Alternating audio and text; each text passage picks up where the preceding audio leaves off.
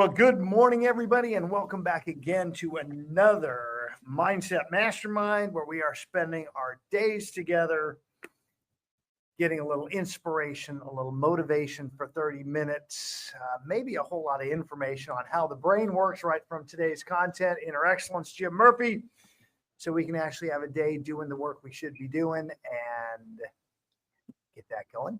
Getting a little perspiration in, especially, since it's warming up for many folks. That being said, guys, we were talking before the recording hit, and I want to blend it in as we're playing with this mind piece from where the wild things are between self-centeredness and self-awareness. One of my super tools is maintaining a sense of humor, especially at myself.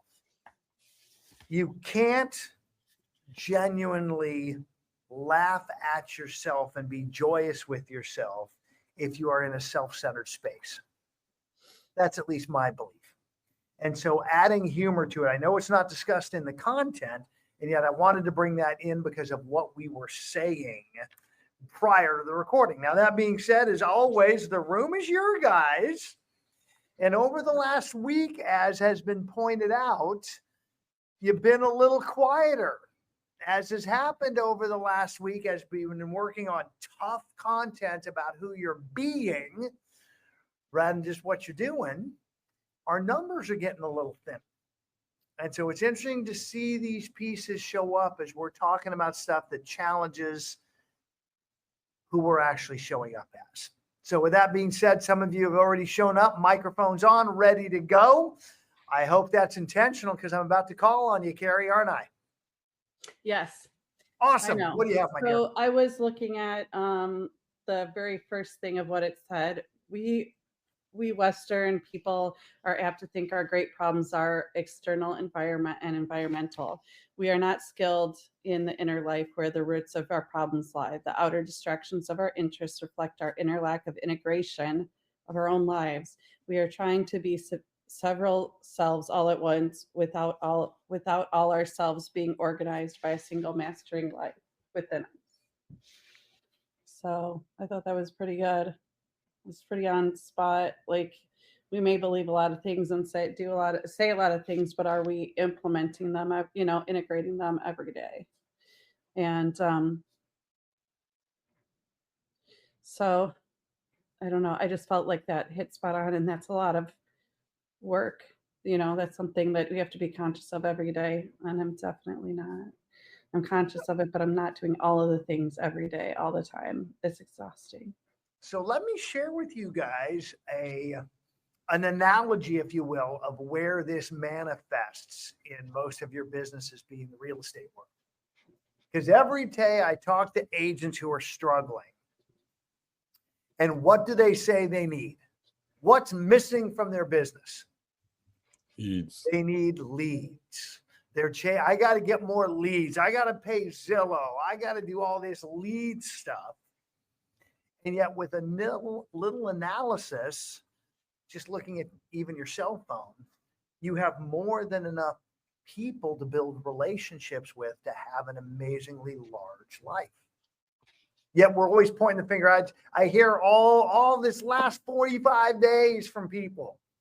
Oh, it's the market. We had a conversation through somebody with an agent in Chicago who was saying the market sucks. There's no business. It's horrible out there. And I told the individual that was helping coach this gentleman, go run a report out of the Chicago MLS for the last 7 days and give a pending report. Oh my God, there's so many. Over 3,000 deals in the last 7 days went pending. So there's no business. That is a true story. It's out there. You're just not doing the internal work to make it happen. You're not running vulnerable and having the conversations. You're being self-centered and worried about how people respond. And again, one of my favorite tests, if you want to just really test that inner self-centeredness, do the Home Depot or Lowe's packing box aisle challenge on a Friday and Saturday and watch what happens inside. And if you push through it, watch what ultimately happens outside as you put down the self-centeredness. What else from the content? Caesar, your mic went hot. Are we discussing chapter 1, Coach, or chapter 2? We are into chapter 2 now, the wild things, where those wild things are. Yeah, it's just there's a lot in this chapter as well as this whole book. But this is nobody can make you feel inferior, less competent, or less able unless your own mind thinks the thought, accepts, and affirms it. So I love that in so many ways, that just how we were just speaking about. It's like you're like, oh, there's no business out there. Or I remember we mentioned as well, when we're talking to certain clients, out of our mouths we say low inventory, like it's just, so we're almost affirming that there's low inventory. And come to that, Coach, and it resonates what you said. Don't tell me why not, tell me how. And there is lower inventory than other years in the market, but what are we going to do about that? So I think, as I mentioned before, I've wrote more letters, more cold calling. There's more expireds out there, which in the last few years there was a lot less available. So there's other ways to tackle and to move and attack what's currently happening now and move past it. Here's one of the things I want the 19 of you to imagine based on what Caesar's bringing in. And again, we'll use Chicago as an analogy. There were over 3,000 deals that went pending in the last 7 days. I want you to think of those 3,000 deals as like pool balls bouncing around a pool table, or pachinko balls bouncing around, whatever. That's what's happening. The deals are happening. And all that's happening is a real estate agent is stepping in the way of that deal to ultimately represent and make it happen. If there were no real estate agents that existed, those 3,000 transactions would still happen because those buyers wanted to buy and those sellers wanted to sell. So what are you doing to step in the way? Sitting at home, surfing social media, making posts is not actively stepping in the way. We got to get out there belly to belly, voice to voice, and make connections. Dustin, you're up, my friend. I'm going to dovetail on that because it comes down to what he said, that, life is only about love and fear, right? So those 3,000 deals, they were either moving towards pleasure or away from pain. And the real estate market never goes down to zero, right? The stock market you could be a bag holder at any time. But luckily, we all need a roof over our head, but people will always transact because of those pleasure and pain. So when we take a look at the palms, the possessions, achievements, looks, money, status, that's why people are either purchasing, or if it's not going to affect their status or not going to affect their success, or it's not going to bring them enough pleasure or enough pain, then they're not going to make a move. So you're absolutely correct. I can almost guarantee all those people of why they're moving or why they're purchasing. It's probably there's children, or there's an engagement. Maybe somebody's moving out of the house. Maybe it's a death. Maybe it's a divorce. Maybe somebody's sick and they got to move for distance. So I would encourage everybody to really look at those huge lifestyle changes, because that's where your deals are always going to be. And you can even search on social media for that too. I mean, when's the only time you hear condolences? You search for condolences, I bet you found a pet or a family member that's passed away. But there's deals everywhere. So luckily it never will go down to zero. But it's quite interesting how he pulls out those palms methods. And that's really kind of the epitome of marketing. If you can get somebody that really wants to move away from pleasure or pain and shift their identity and status, you got them. And think about this from our perspective now, because this self-centeredness is the mass majority of who you're interacting with. And so, as we've talked about before, we're going to communicate in their styles to their way. And that's why a lot of the things we do are appealing to those palms, or paying attention to those and then even elevating those. It's, again, conversation I had earlier today or yesterday, actually, with one of you in this room about asking questions to find out what was going on in their world, what their motivation for moving was, because we had somebody in here in fear that that buyer was ghosting them. I'm putting my label on it, but there was a fear that, gosh, they're going to go with somebody else. That's what's happening in the communication. And I know all of us have been in that space as we've been in the trenches, and that's self-centeredness showing up. So we coached, reached out, had a great conversation with them, found out the truth. I loved, by the way, the smiling, bubbly call I got back of everything's okay. They just have a lot going on in their life, because she was willing to face the fear of the phone call, the fear of they really don't want to do business with me. Her story wasn't as strong as her self-awareness. I'm still going to make that call. I'm still going to have that conversation. And by the way, the success of that now has made it easier the next time for her to do it again and again and again and again and again, until all of a sudden that's who she's showing up as. We're going to be the self-aware ones here. We're going to hold those palms in check, yet acknowledging everybody else is playing in that space. Good stuff, Dustin. What else you guys have? I got April. Yes, you came back. Fantastic. So he says that frustration and anxiety emerge when what we feel has to happen doesn't happen.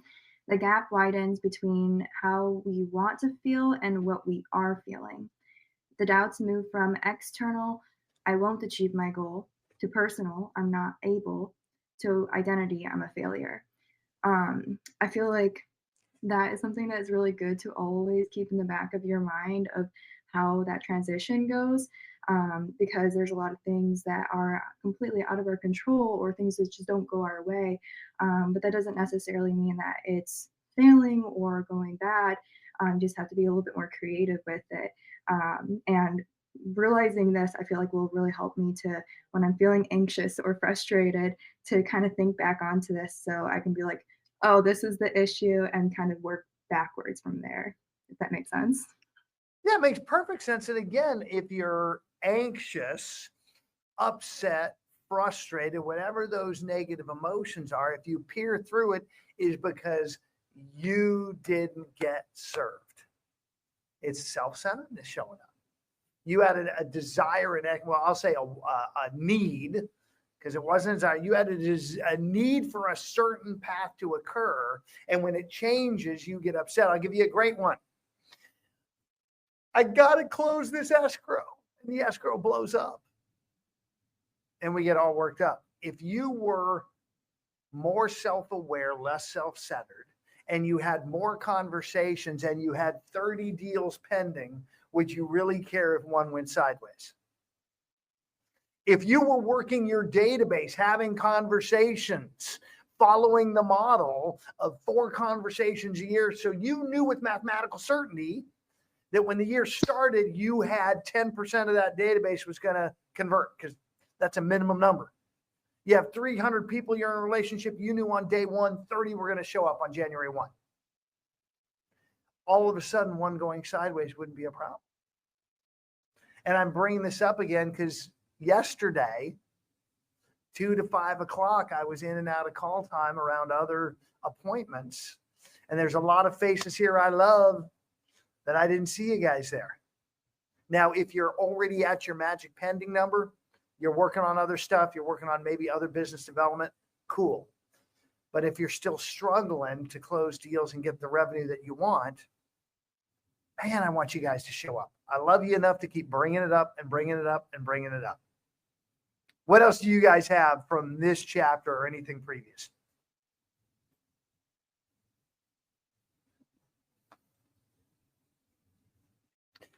I'll add to then with anxiety, my understanding is something is you're projecting or fearful of something in the future.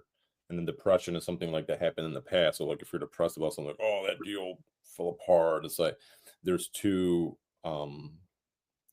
neither one is, I think, beneficial to either one of us. Instead of staying present again, it's like, well, what can I do right now to to combat that feeling, and a lot of the times is doing action and doing work.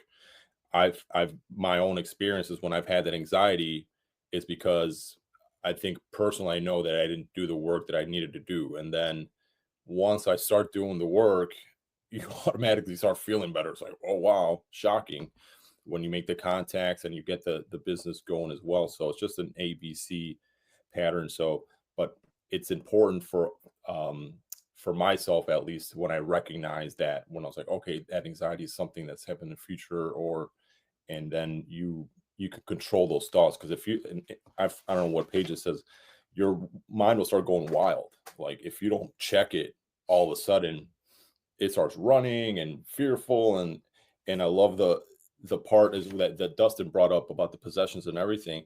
It's also detrimental to us if we start comparing ourselves to, if I started comparing myself to coach, or myself to even to coach Dustin of his knowledge, because we're equal, but we're not the same. We have different experiences. And so that's also an interesting part there. When you start comparing yourself to somebody else, it could be good, or where you feel like, oh, I'm better than that person, which is not a great thing. Or when you feel that I'm not as good as that person. Because again, you don't know their experiences. You don't know what they just went through. So just want to bring it. And here's the entertaining part of that. We compare our insides to other people's outsides, especially in social media. They show us all this great stuff. And Christy, I just muted you for a second from background noise. No big deal. I know you're up. So I want to put that number 2.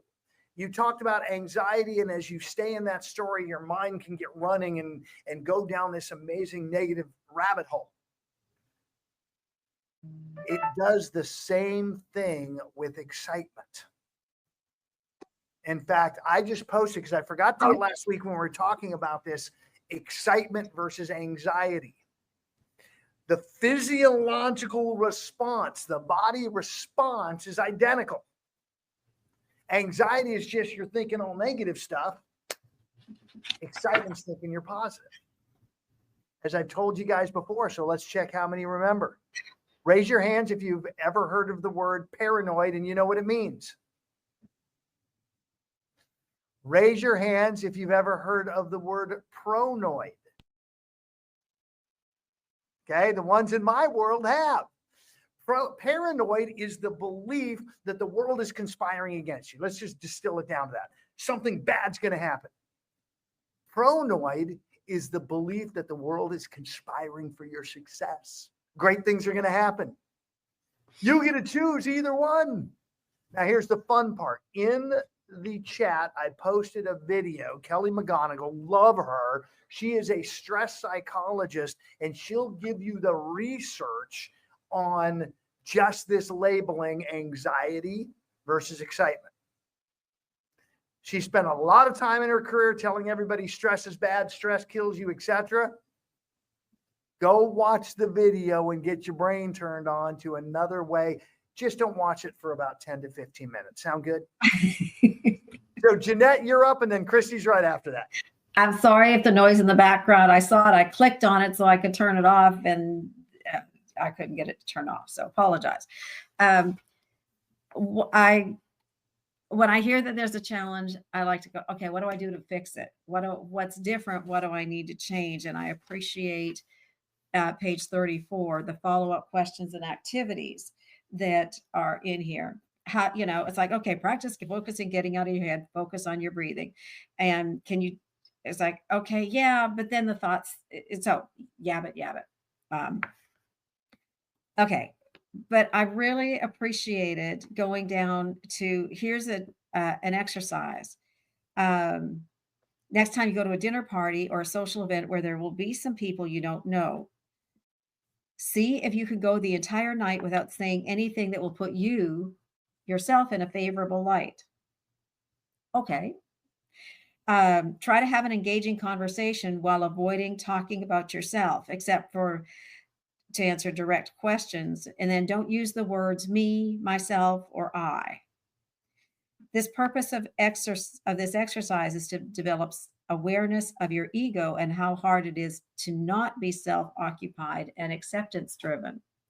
And I thought, all of these things are really good, but how to get, in the past, within the book, understanding those and agreeing that, yeah, those are there, but giving me the exercises to replace, to refocus on something, not because I'm a bad person thinking about these other things, but that I want to have a new life. I want to have new types of interactions, and here's some great skills for doing it.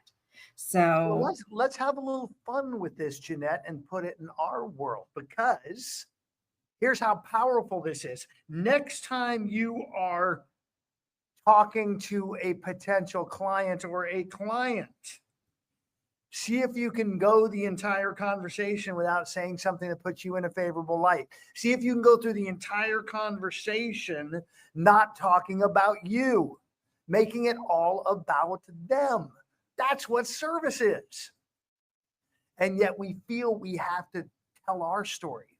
No. You're going to see as we start rolling out some of my content, my scripts and role play, my dialogues, how it's just all about them and staying in that space of service. Magic's going to happen. You lean into this self-awareness and away from the self-centeredness. Christy, you're up.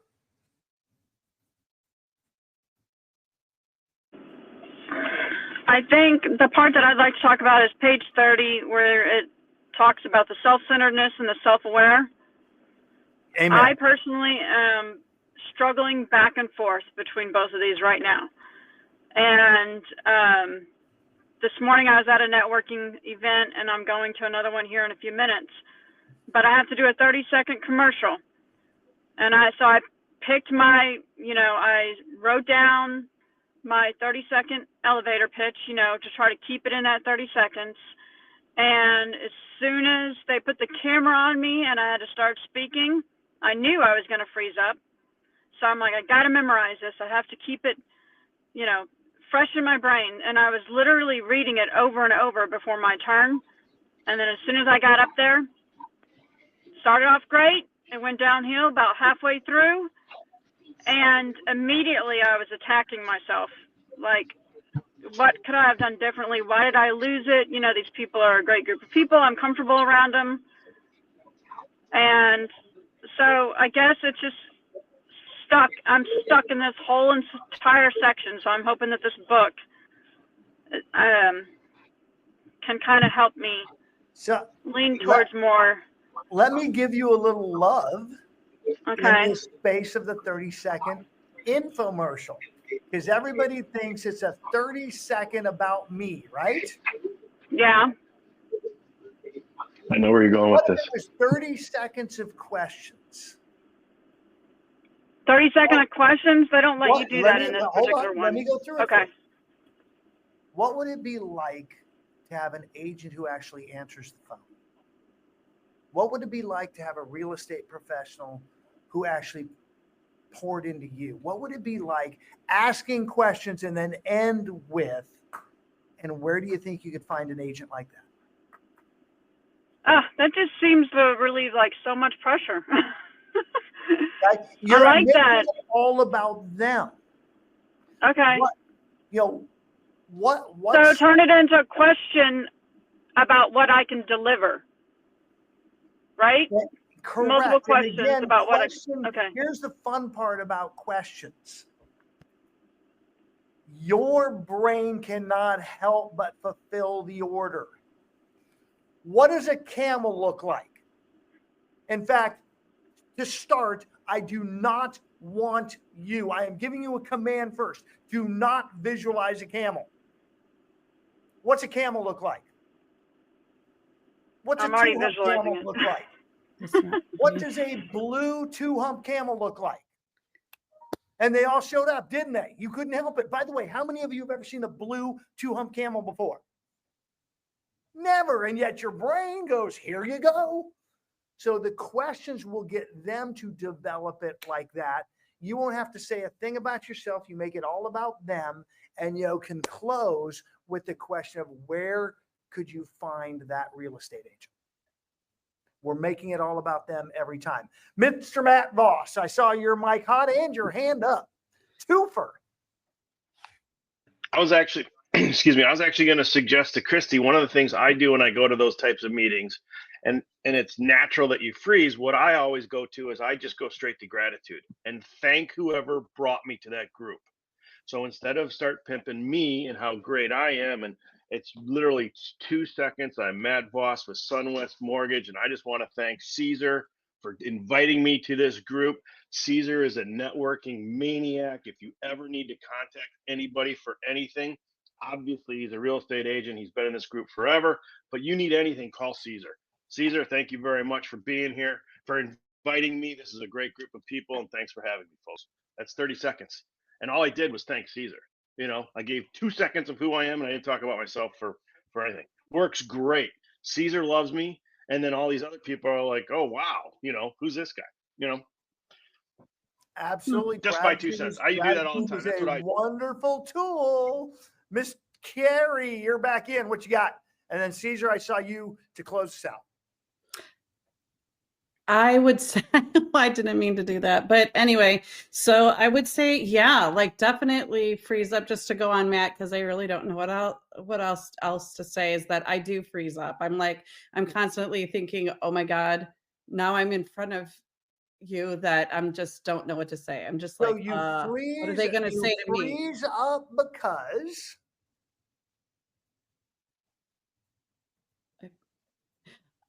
Fear. I'm nervous and I'm worried Because you expect to. fear of what? that I'm not going to know the answer. With you don't know the answer, what's the real fear? Shit, I don't know right now. If it was somebody else, I would know. I just don't know what it's me. No, you actually do. I You actually do. do. I'm just afraid that I'm not gonna know. I don't know. I'm gonna freeze up. I'm Again, not have gonna you know ever the sat answer. by yourself and not known an answer? Yeah, And did you get worked up when you were sitting by yourself not knowing an answer? well, kind of. So what's the fear of being in front of others and not knowing the answer? That they're gonna see me not know the answer. In other words, you're going to look bad. Yes, I look We like have an these idiot. two primal motivators we've talked before.